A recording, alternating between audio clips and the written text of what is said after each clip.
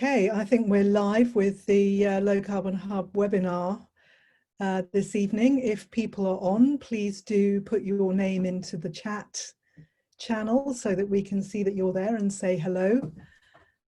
My name's Barbara Hammond. I'm from the Low Carbon Hub. I'm the CEO of the Low Carbon Hub, and I'll be running, well, I shouldn't say running, I will say chairing the webinar tonight. Okay, so I'm going to kick off with the introduction, but please do, hi David, sign into the, oh, and Eleanor, fantastic, hi Eleanor. And Tim, fantastic, oh great, you've got going. I'll get on with the introduction as you write into the chat channel, thank you.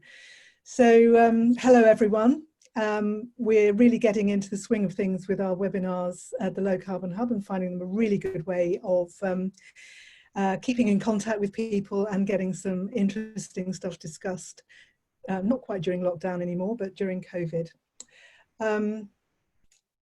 Thank you very much to everyone for joining us. I hope you're not feeling too hot. I'm feeling a bit steamy myself. In case anybody isn't aware of us, oh blimey, we've got people from York Community Energy, Scott, and somebody from Norway. Hi, Tom Gilb from Norway. Amazing. And Dave Green from Shropshire. Excellent.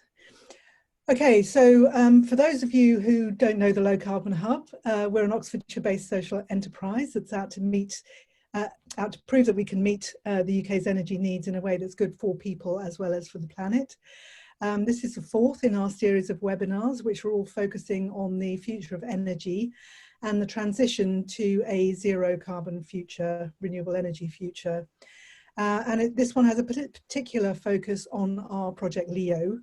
For those of you who don't already know, Project Leo, Local Energy Oxfordshire, is a £40 million project conducting real-world trials to understand the role local energy can play in accelerating the transition to a zero carbon energy system. Last week, we hosted a community coffee morning.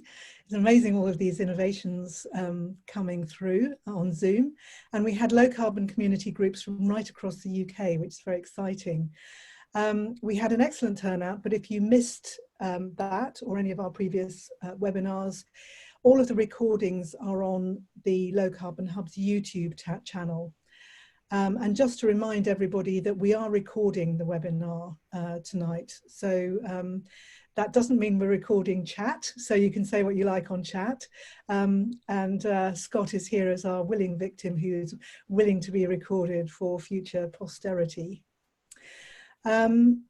For those of you who are signed up to our ground mount solar webinar later this week, we've had to postpone that. We're really sorry about that, and we'll reschedule that as soon as we can.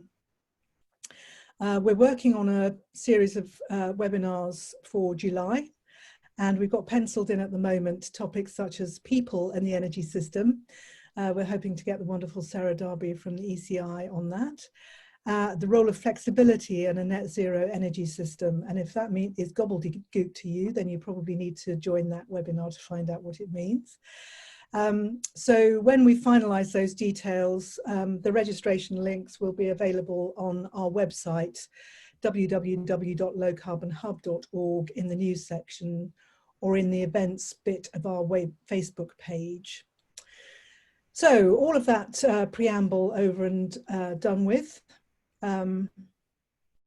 Few more people from Chichester. Wantage, hi Alan from Wantage. Fantastic. So I'm delighted to introduce our topic for this evening, Project Leo's Smart and Fair Neighbourhood Trials, brackets so far, close brackets. And I'm really delighted to introduce our speaker, Scot Wheeler.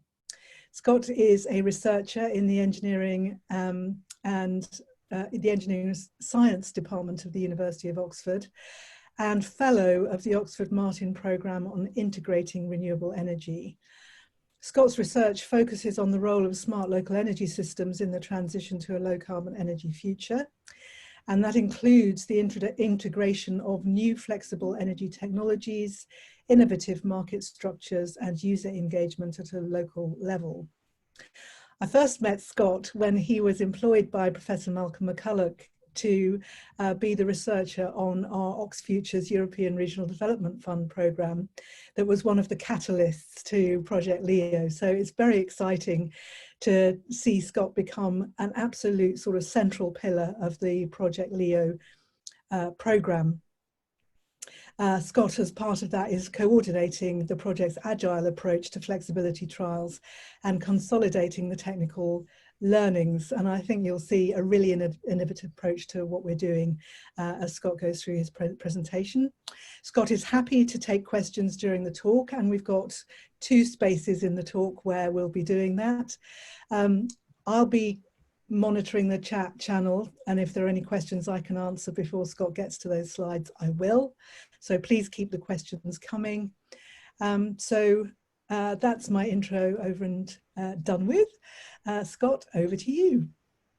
Okay, thank you, Barbara, and thank you for the opportunity to speak as part of the webinar series that you've been putting on at the Hub. And hello to everyone that's tuned in.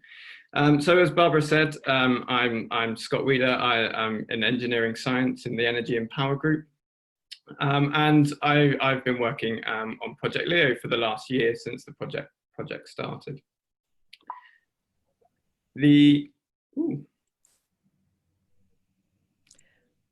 I think Zoe has to move it on. Yeah. I think that's okay. You can see the next slide with some yes. lovely faces on. Yes. So I think I'm the 4th in the webinar series, which all of which have kind of touched on Project Leo. Hopefully, if you haven't tuned in, then I'll provide enough background on Project Leo, and you might see some familiar slides if you have tuned in. But hopefully I'll introduce some new things along the way and dive deeper into some of the trials that we've been putting on. I thought I'd start with essentially the take-home message that I wanted to put across today, and this is all around minimum viable systems. And I think this phrase has been mentioned a couple of times by Mel and Malcolm previously, and I just wanted to put a definition out first off. So we see the minimum viable system as a trial which represents the minimum stress set of participants or processes which are required to test a new modification or asset use case or service. The whole idea about this is testing new value and identifying new value at a small, fast scale before significant investment in time, money, or user relations are committed. The other thing that I wanted to put across was there's actually a lot of value in learning by doing, and that's an approach that we're definitely taking within Project Leo. So a quick overview of the talk. So I'll start off just by introducing smart local energy systems and why they're interesting for the Oxfordshire context. I'll then introduce the lean ecosystem transition approach, which we're using within Leo, and the minimum viable system as well. I'll then take a deeper dive into the trials that we've run so far, and these have been based at the Oxford Bus Company, at Sandford Hydro, and one which we call Oxford Behind the Meter. And then finally, I'll just summarise some of what's coming in the next year or so with Leo, and how we move forward with these MVSs.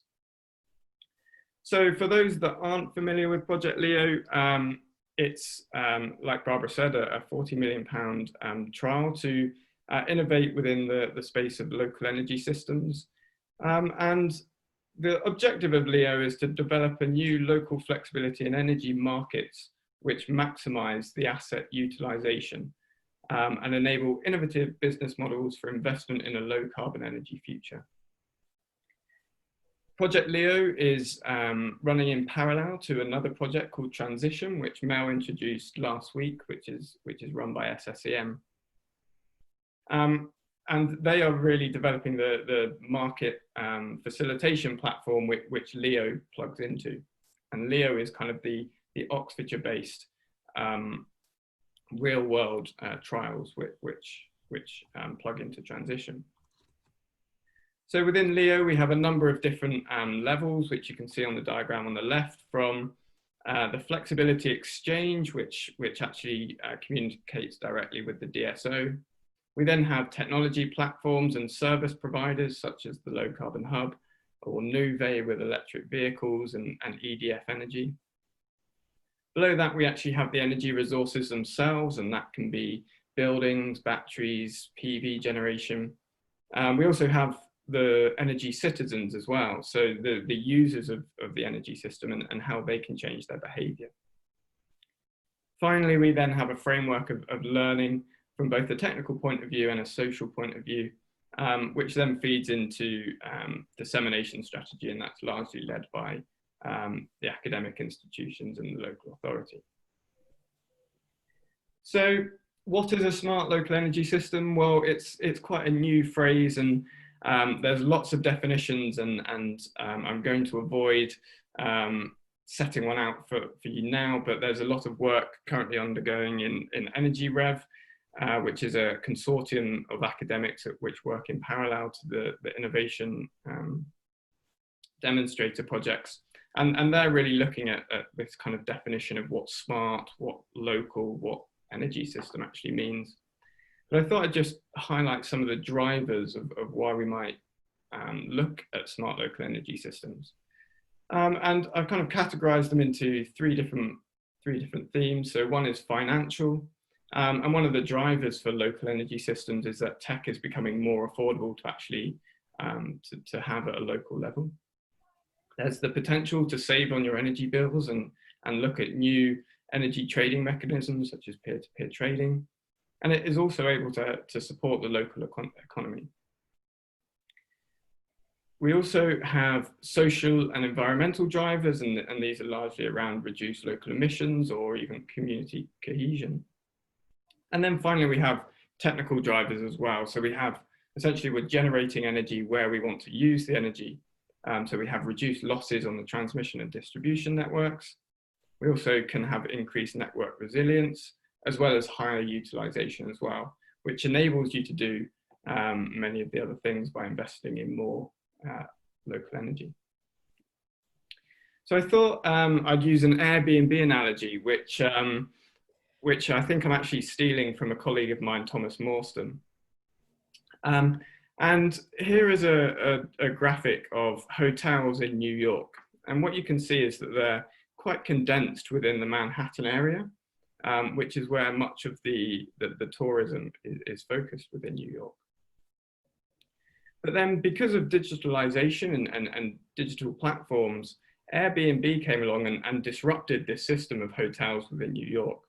And what you see is, if you plot where Airbnbs are across the city, then the first thing you notice is how diverse and distributed Airbnb is across the city.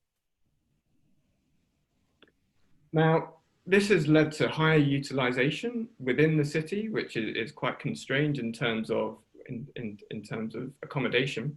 And so there are fewer empty rooms. So before, you would have empty rooms within your flat, which you can now rent out to tourists through Airbnb. And this has given new value streams to the owners of that accommodation. We also have this idea of equity. So we now have an increased supply and a variety of rentals which tourists can choose from. And so you can really tailor your experience and your tourism experience within a particular area, and thanks to Airbnb. Finally, there's this concept of local co-benefits and additional local economic and social value. So what you'll notice is, because accommodation is now so distributed across the city, you're actually getting tourists that are going to different areas within the city, spending money in local businesses and improving the economy of those local areas. So how does this relate to the energy system? Well, if we look at Oxfordshire, on the left-hand picture here is the generation which was in Oxfordshire in 2000. And I think there's perhaps 5 small dots there, and then one large dot, which is essentially, that's Didcot A, which was a coal-fired power station, which generated about the same amount of energy which was consumed for Oxfordshire. Since then, we've seen this radical transformation of the energy system, and a lot of renewable generation, which is installed at a local, low voltage level. And this is, you can see this in the center image, which is a screenshot from the People's Power Station, which I know the Low Carbon Hub are heavily involved with. And this is a platform where people that have distributed energy resources can kind of advertise where they are and the performance and how much they're generating. And what's actually surprising is this is only a subset of that distributed energy resource. So if you look at the feed-in tariff and renewable obligation registered assets, there's actually in excess of 9,000 within the Oxfordshire area. So we've got this huge amount of distributed energy resources, which we want to make use of. So how does this kind of help Oxfordshire move forward? Well, if we look at our 2030 carbon targets, then which are somewhat already out of date. I think they were set in 2018, 2016. We need to get to around 58% of our electricity from renewables and 40% of heat.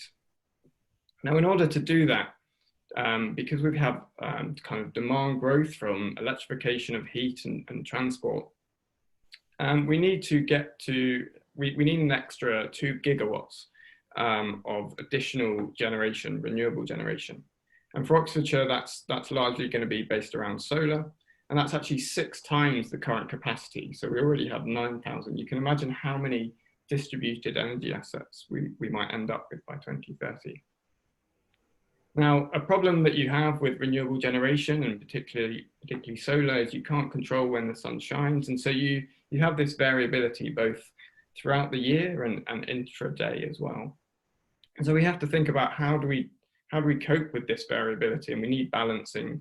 And for anyone that watched Malcolm's talk a couple of weeks ago, he talked about kind of what balancing is needed and how much and what our options are there. But all of this can be essentially enabled by digitalization. And hopefully, or what we hope is that through digitalization and data and communications between these different assets, we're able to maximize the utilization of all of these assets and of the network at the lowest possible cost. So the approach that we're taking within LEO is this agile lean approach, which was first developed by Eric Ries, and anyone that kind of works in any digital industry has probably come across the lean approach. And we've kind of tried to develop this slightly for not just the development of a product, but actually for a much wider system transition. So we start off by identifying a societal need. That then inspires some sort of hypothesis or theory of change for disrupting the current system.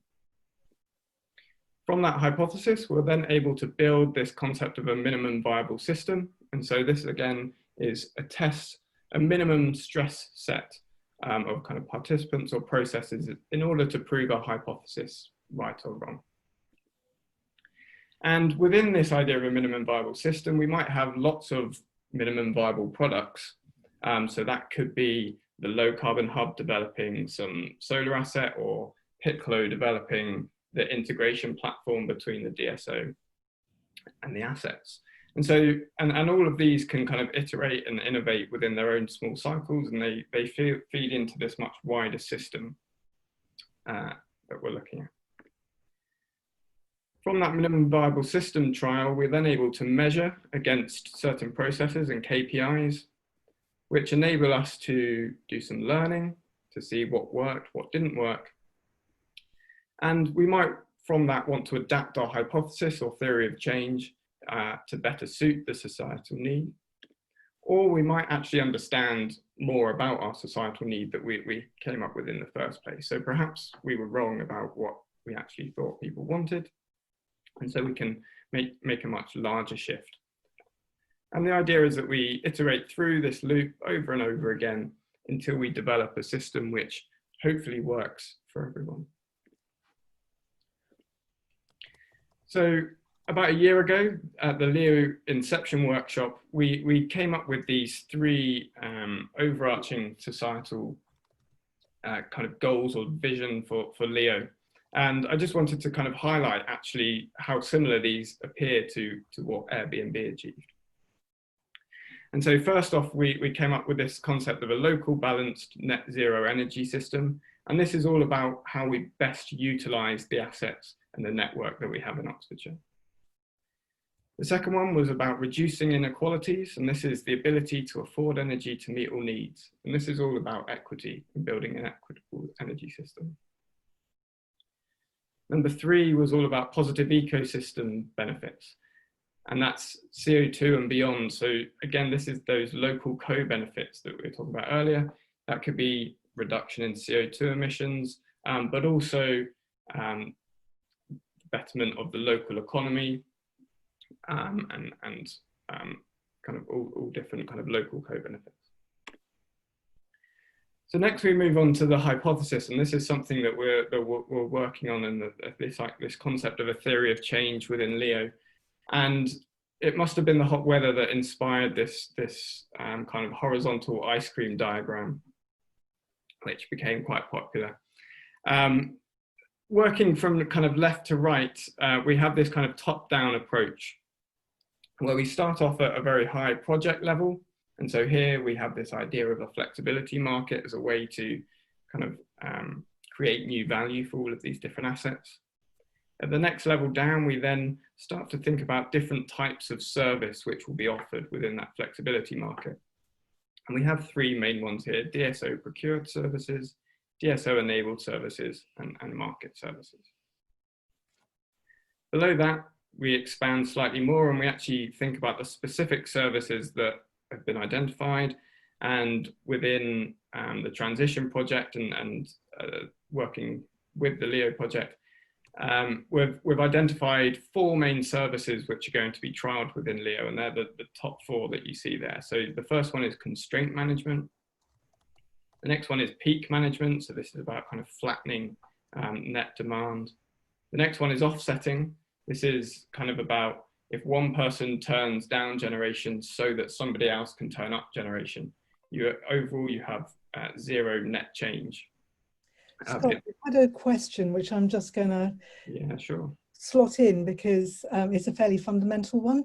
Not everybody knows what a DSO is.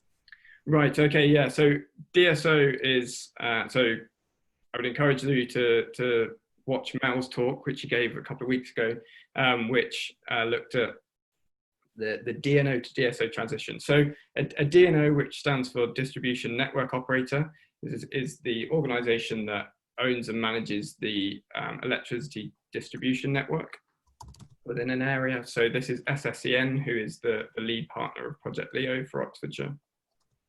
And they are being encouraged to transition to what is being called a distribution system operator.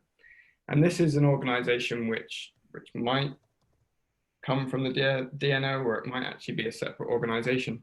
But their role is to take a much more active role in the management of energy on that network. So they might be procuring flexibility in order to manage supply and demand at a local level.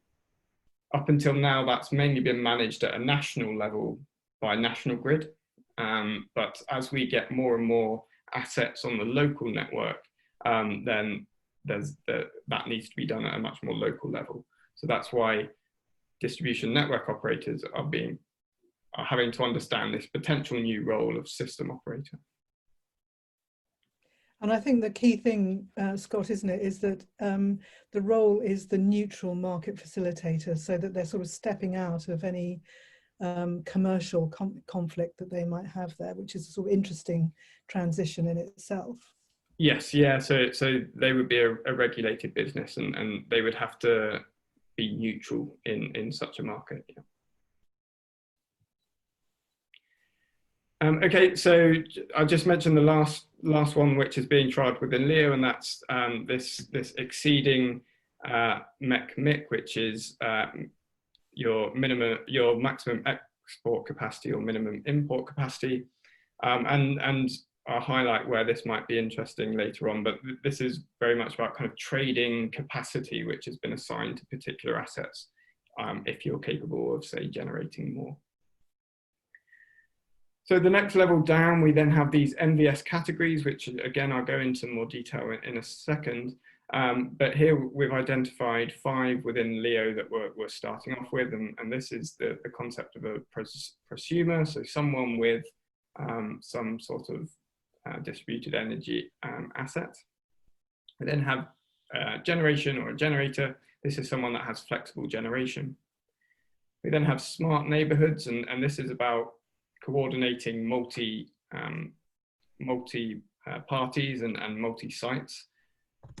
We then have aggregation, which is actually the development of aggregator platforms. And finally, portfolios, which is about how you manage a diverse portfolio in order to for the benefit of the network. Finally, we have the actual MVS trials themselves, and we try to organize our learning into technical, commercial, and social, and then finally regulation and government streams. And these can be quite low-level questions that we're asking in low-level learning, such as kind of what metering do we need on assets? What communications do we need between assets? What contracts do we need in order to develop? And the kind of the cost of the service, etc.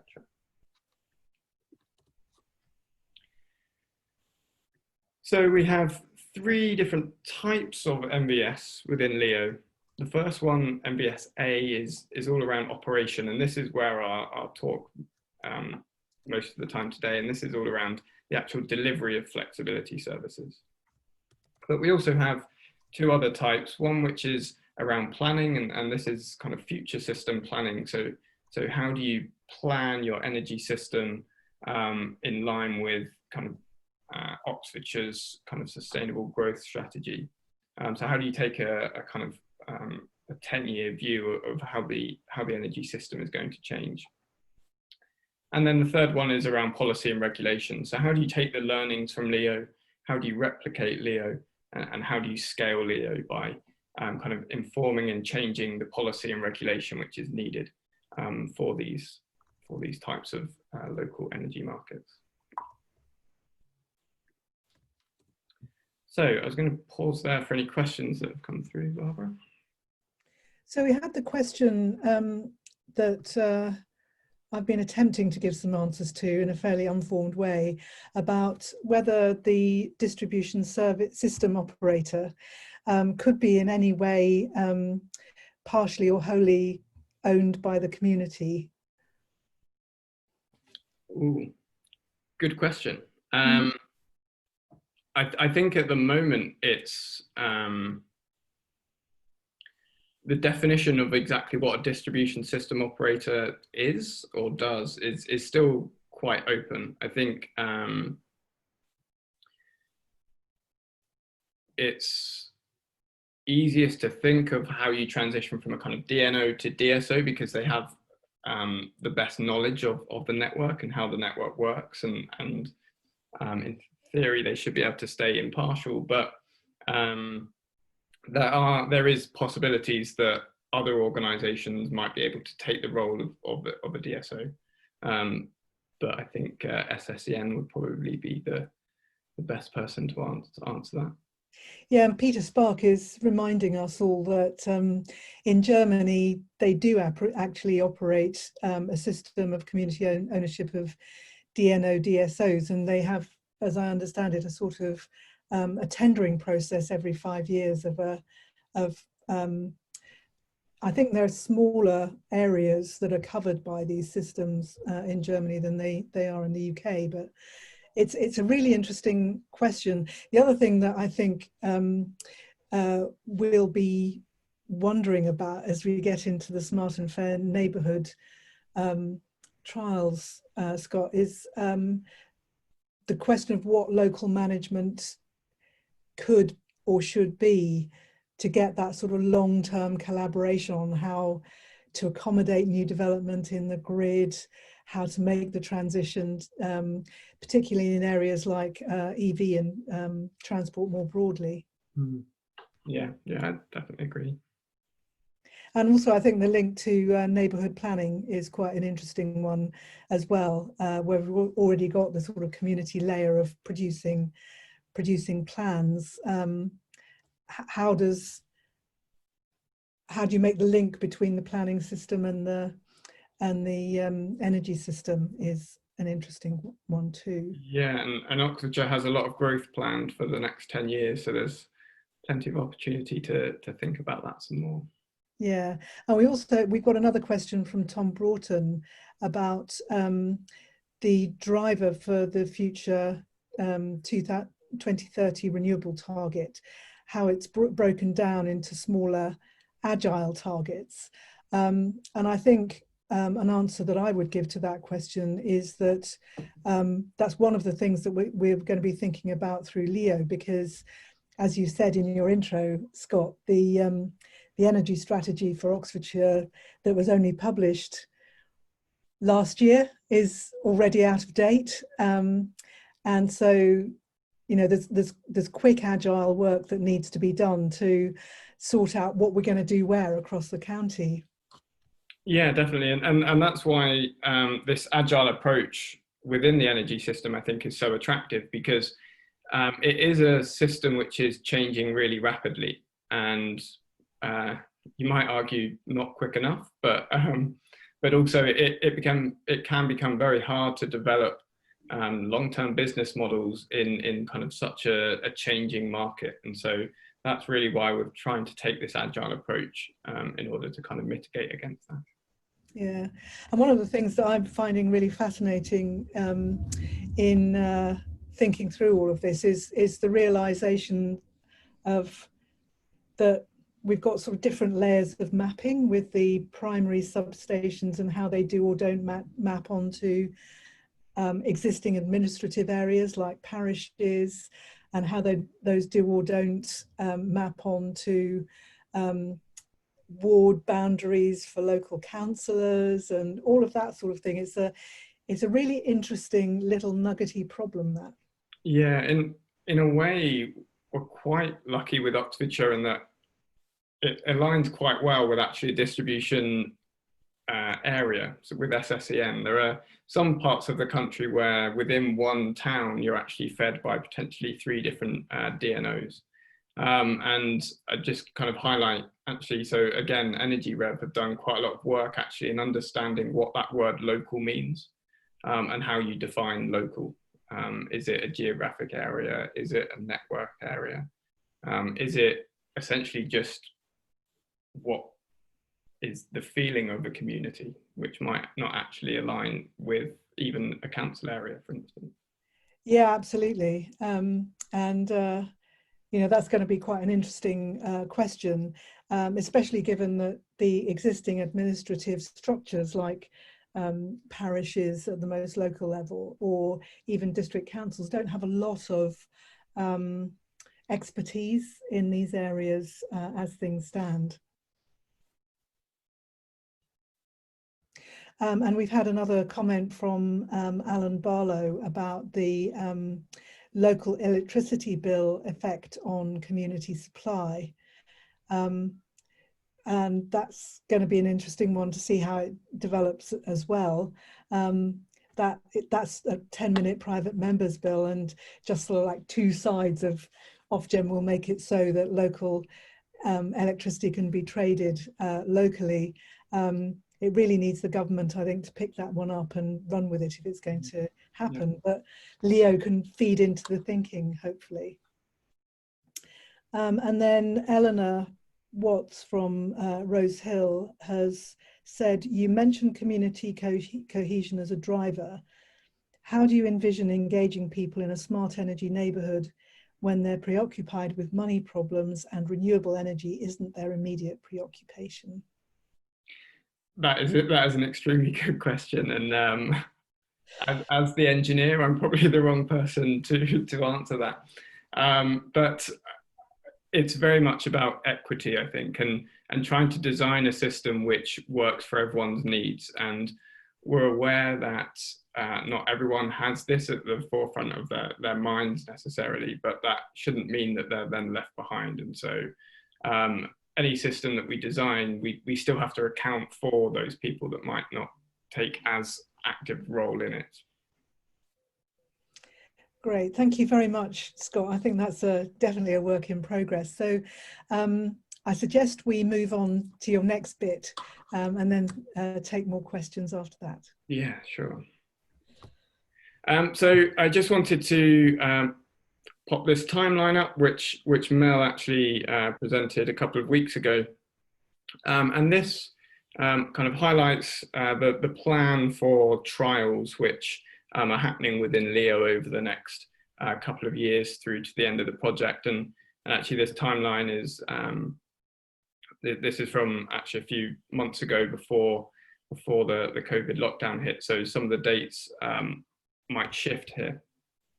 But we're kind of working on the MVS development and the MVS trials at the moment. And that's what I'm going to largely talk about next. But then we move into what we call MVS Plus, which is taking these small trials which focus just on particular assets and kind of framing that within the wider market that's being developed. So the different services which we mentioned earlier. And then we move into the trials which are actually part of the transition project, which goes on longer than LEO. And again, as we do that, each time we'll be broadening out the kind of the scope of those trials, but also the participants of those trials as well. Oh, just could you go back again, because I think it might be worth, sorry, just pointing out to people that the bit in blue, the installation of network monitoring equipment, I was really surprised at how little real-time data the DNO actually gets. Yes, at the lowest of voltages, yeah, there's kind of very little monitoring which is currently on the network, and because the network is essentially operated in one direction, that monitoring hasn't been necessary up until this point. And that's one of the big questions within LEO, is exactly what monitoring we actually need and where we need it, and we would like to have as much as we can, but that comes at a cost. So understanding that balance is kind of a critical question for LEO. Thanks. So we've stepped down a level in terms of MVSs. So now we're just within the MVSA, which is around flexibility operation. We have these 5 different categories, which I mentioned earlier. The first kind of 2.5 is where we're working at the moment with the MVS trials. And so we use this prosumer, which we kind of define as having someone with a single flexible asset or site. And that can be co-located with perhaps some non-dispatchable generation, such as solar. Next, we have generation, and the difference here is that actually the generation itself is flexible. We then have smart neighbourhoods, which we'll come on to in a second, but this is around multi-actor, multi-site coordination for local value. We then have aggregation, which is around the development of aggregator services in order to aggregate up smaller participants so that they can participate within these markets. And then finally, we have this portfolios, which is much more relevant to the later trials, which is about coordinating a diverse portfolio for network value and understanding how diverse that portfolio needs to be. So to jump into some of the trials that we've actually been running. So the first one is based at Oxford Bus Company. And to give a little bit of background, so Oxford Bus Company has a 140 kilowatt peak PV array, which is co-located with a 90 kilowatt hour battery. It has a supply connection capacity of 220 kVA and an export connection capacity of 143 kVA. And I mentioned earlier why, because we're limited at that capacity, this is actually one of the drivers for the bus company installing batteries. So it was initially to act as a buffer in order to charge electric buses, because their import capacity wouldn't have allowed that. And so that was one of the services that we'll be exploring with, is how you might be able to trade that capacity with someone at the same point of the network. So someone else might have spare capacity that they could trade to the bus company, for instance. Anyway, the aim of this was the very first trial that we ran as part of LEO, and really the main aim was actually just to test the service delivery procedure and the kind of the communications which have to happen between the different parties within LEO and within the market. And I think the bottom left picture is perhaps one of my favorite pictures of LEO so far. And that's Adriano on the phone to the manufacturer of the battery, because we quickly found out that the battery wasn't actually installed in order to deliver power back to the grid, because that wasn't the initial intent of that battery. And so even just to make that very first test, we had to overcome quite a few hurdles in order to get the battery connected in a way that would actually allow us to run these tests. So we looked at both the manual and remote dispatch of the assets once we had them operational. And we also wanted to start to think about what monitoring is required in order to validate a service had taken place. And so as part of this trial, SSN installed some temporary monitoring equipment at the local substation. And we also installed some temporary monitoring equipment at the site as well. And then this allowed us to also understand the impact at the substation, which might be different to actually the service which you initially delivered. So here are kind of some of the results which came out of the very first initial trials, and on the left here is a power trace, and you can see that we have this shift of around the 30 kilowatts that we were expecting to see as part of the trial.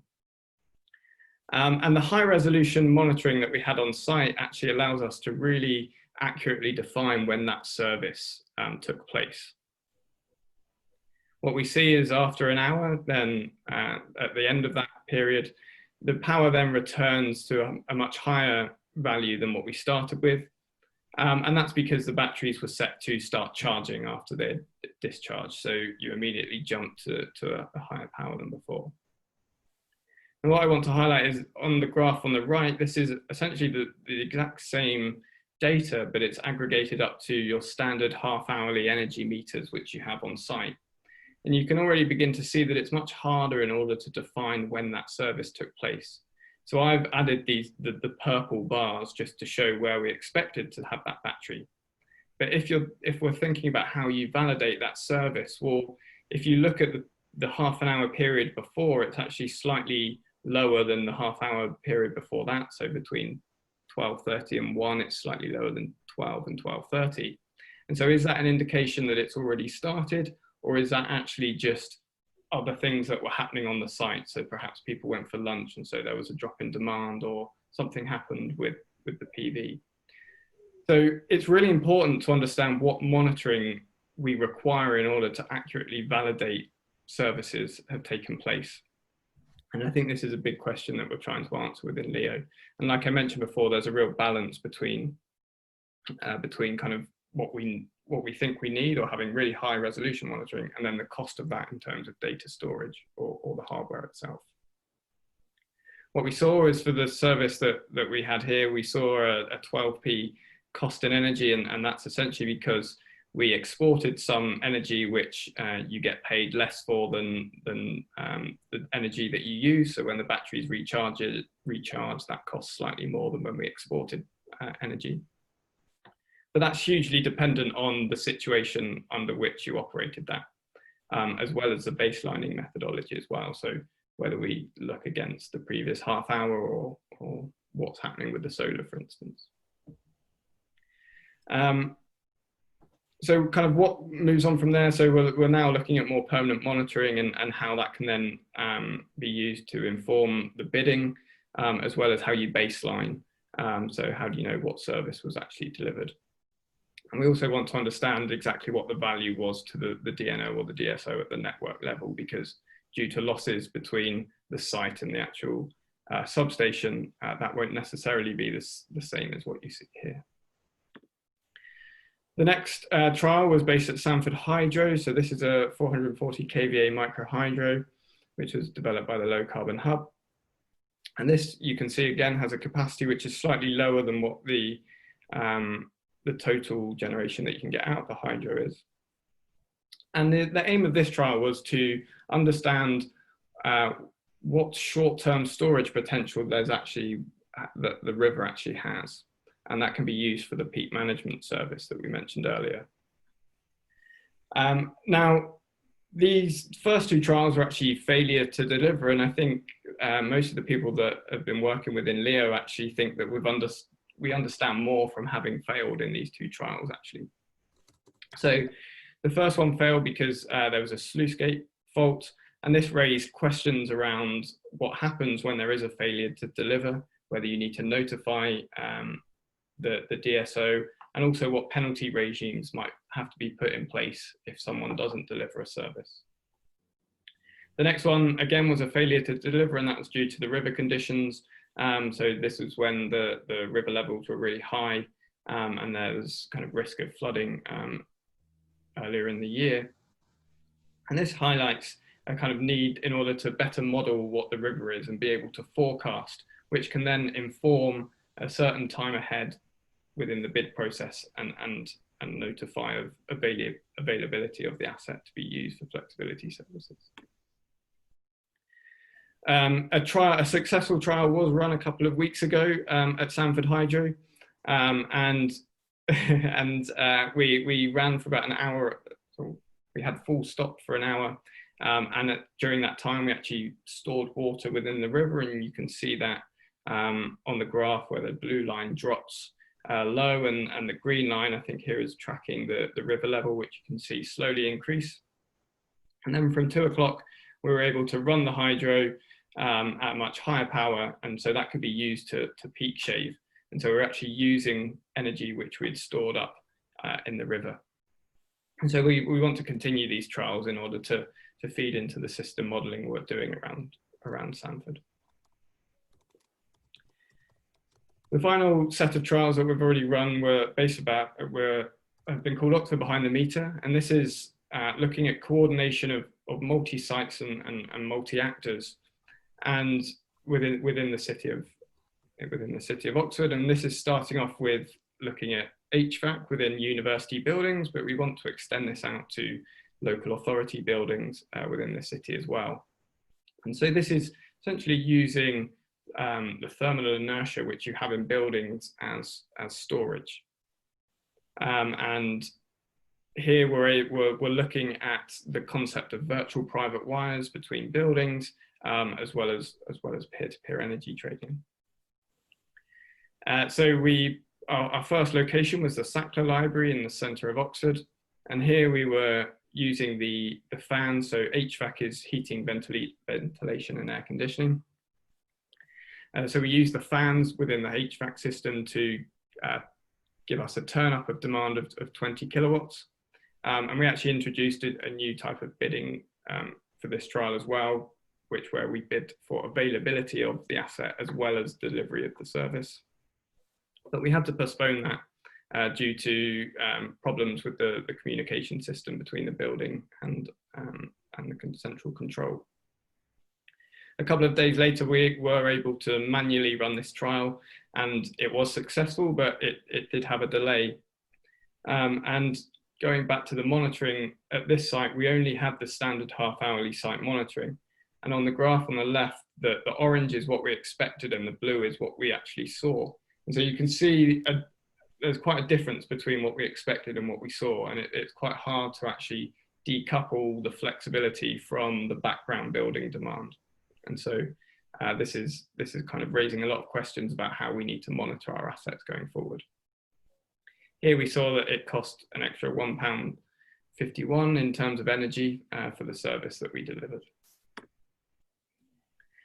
So kind of moving around the lean ecosystem loop, we now get into kind of processes and KPIs, and one of the kind of important KPIs that we've developed is this concept of a process maturity stage. And so there's 5 different levels that we use at the moment. This is going from completely unknown, so we're not sure we know that a step does have to exist, but we don't know exactly what that step entails. The second level is a proxy. So we know what the step is, but for now we're just using a proxy service in its place. So you might have noticed that for many of these trials, we were just using a token £1 for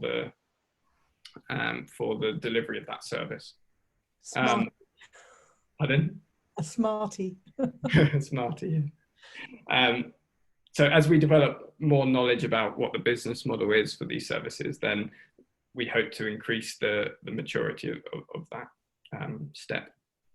We then have manual. So this is essentially when a human is involved in the delivery of that service. We have partial automation, and then we have full automation where essentially no human is involved in that process. There's a few other KPIs which we use both specifically within the MVSs and within Leo, which we measure our kind of progress against, and that informs the learning loops. So I've mentioned a lot of the learnings as we were going along, but they've revolved around service delivery processes, communication protocols between the different actors within the marketplace. A lot has focused on the appropriate monitoring that we need in order to run this market. We've done a lot of learning around data handling and how we process the data which comes in from these MVSs, and how you need to clean it, and how you use it in order to validate services. Again, we've started learning about settlement, and that's actually Brian from SSEN handing over the £1 to Adriano at the Low Carbon Hub for the Oxford Bus Company service. And finally, we've actually learned a hell of a lot from having a few failures as well.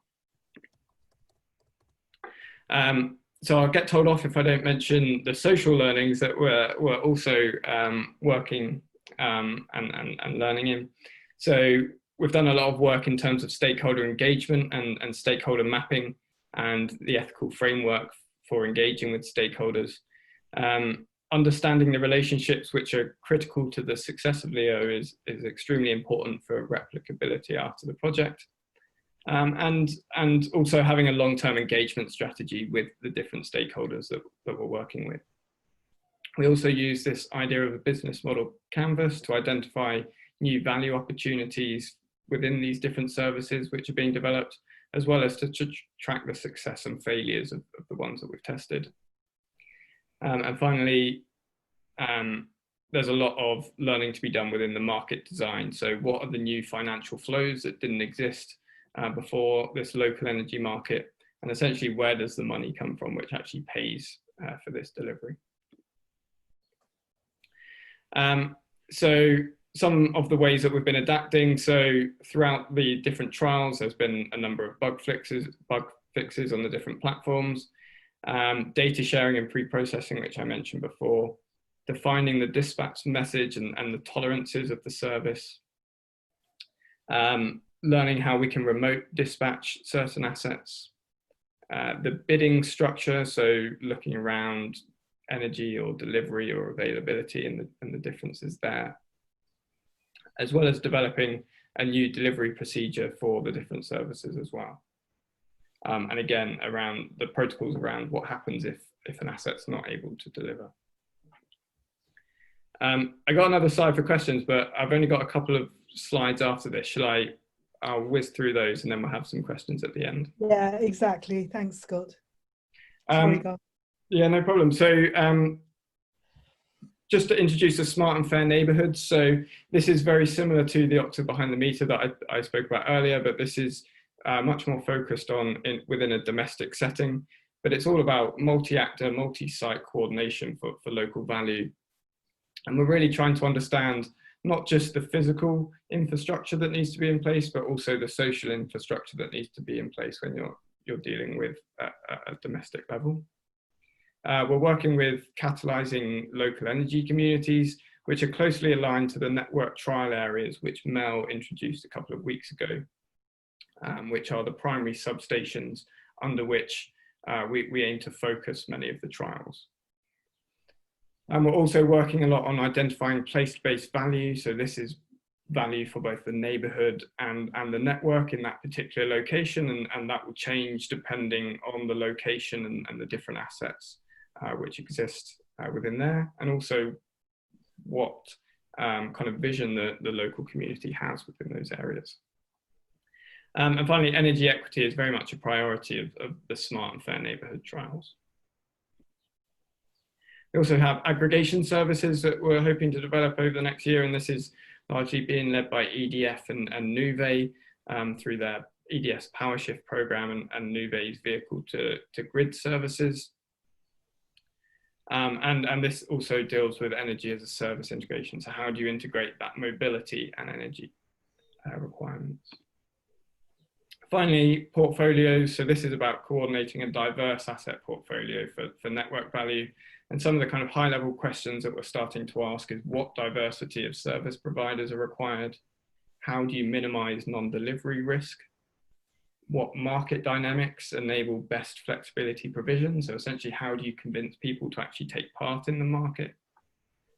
And finally, the communication and response time for within the DSO enabled services. So if you have peer-to-peer energy trading, how do those two peers communicate, and how quickly do they need to communicate? We're almost there. So right up back to the top level. So we have these different types. I just wanted to mention the planning and policy regulation quickly. So we have this future system planning where we're developing an integrated land use map at the moment for Oxfordshire. And this is bringing in data sets which exist within the councils around future developments, as well as planning restrictions, which can be seen on the left, and putting that with network and PV generation possibilities within the county as well. So you can start to identify where is suitable for your generation, both on where we think we're able to maximize PV generation, but also siting it near where there's going to be future demand.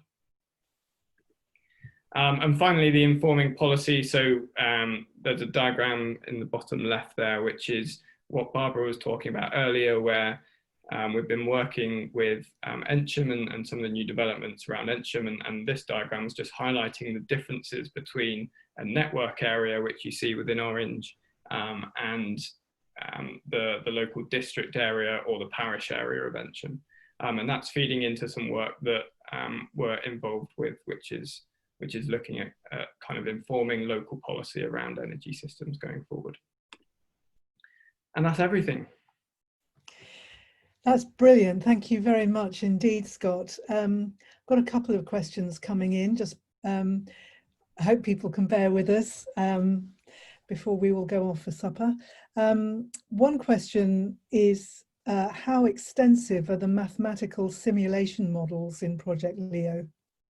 I'm not sure I even know what that question means.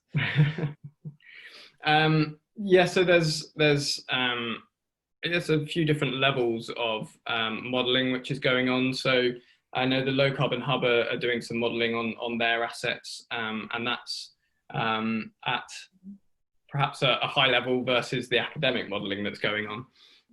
But that's very much about identifying the business case for a battery and not overdoing it on the modelling. Whereas within the university, we're doing much more in-depth modelling of the energy system, as well as the assets themselves. So with the hydro, we would be looking at how you optimize the use of that river. So what time of day is it best to start backing up the river in order to increase your power later on to meet a particular peak, or how it might work versus local solar, which is on the same network node as a particular flexible asset.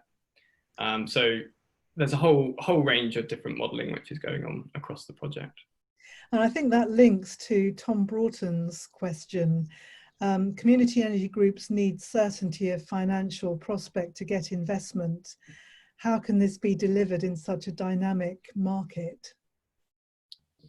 Yeah, and that's a really good question, and I'm not sure I necessarily have an answer for that. And Barbara's the Low Carbon Hub really do operate in that place, and so I know how hard it can be. Again, I just kind of reiterate where we think that this agile approach can help. So while we're going through this transition, what we don't want to do is commit to a particular business model which in 2 or 3 years time will no longer stack up. And so that's why we're trying to kind of be agile and be diverse in the business models that we test, and see which ones are most successful as the system changes. Yeah, I think it's a really interesting one that I think Tom has put his absolute finger on the nub of the issue there, because it's undoubtedly true for community energy that nothing is prospective at the moment is going to equal the certainty and simplicity in some ways of the fit-backed solar model, and maybe we can't expect it to. So I think we're going to have to watch this space, Tom, and there's a lot of work to be done on how all of this works. The contracts, you know, Scott's been talking to us today about the technical aspects of running these MVS systems. There's a whole question about how you contract between parties once those services are up and running, and over how long those contracts are signed. And one of the things that we know at the moment post-FIT is the power purchase agreement for new assets is absolutely crucial to being able to bring a project to financial close. So, you know, we've said in Project Leo that this is the first 3 years of a 10-year strategy for this country to work out how to do all of this, you know, and we're only just at the end of the first year of it. So watch this space, and maybe in 3 years' time we'll have another seminar when we've answered some of those questions. We've had Alan from Wantage saying that we should have water storage at Sandford Hydro with a floodplain next to it. I think people are very interested in the Sandford Hydro one, Scott, and how we persuade the Environment Agency to let us store water in order to run more through the peaks. Yeah, and I think the restrictions are rightfully quite tight, but at the moment we're only making very small changes just to try to better understand the potential implications of doing that. And we've got a land use question here from Councillor John Broad. How can you plan to use land that is presently attempting to be used for farming for food, housing, employment for PV farms, as well as greenbelt? And I think that's, I'm not going to ask you to answer that, Scott, because I think that's sort of slightly beyond your remit. But again, it's a really good question. And my response to that would be, firstly, that we know from the first real 10 years of working and operating and installing solar ground mount that there is best practice associated with those, where if you do it well, if you site them well on lesser grade agricultural land, you can be much more productive of biodiversity on those sites than if they were monoculture agriculture. But I would also say that if we get this transition right, if we get this smart local energy system right, we'll need less in order to achieve, less installation in order to achieve what we need to do. Third answer to that question is that we've done back of the fag packet, sorry, I'm not allowed to say that, what's the modern equivalent? I don't even know that we do right anymore. Anyway, we've done outline calculations of how much land area we'd need to take in Oxfordshire to achieve the targets that we've got, and it's a lot less than you'd think it is. It's you know, 1 or 2% of the land area. Finally, we'd love to do more rooftop solar, but getting owners to commit to a good 20 years of their roof not changing is quite a challenge, and the value that we can give back to them at the moment isn't persuasive. So if we can get these flexibility services up and running, then there'll be a better case and we can put more of that solar off the ground and on the roofs. I hope that's answered that question. I'm not seeing any more questions from anyone, Scott.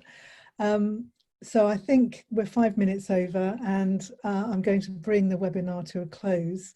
Thank all of our participants for their brilliant comments and questions, but thank you in particular, Scott, for such a clear explanation of all of those pioneering things that we're trying to do in LEO.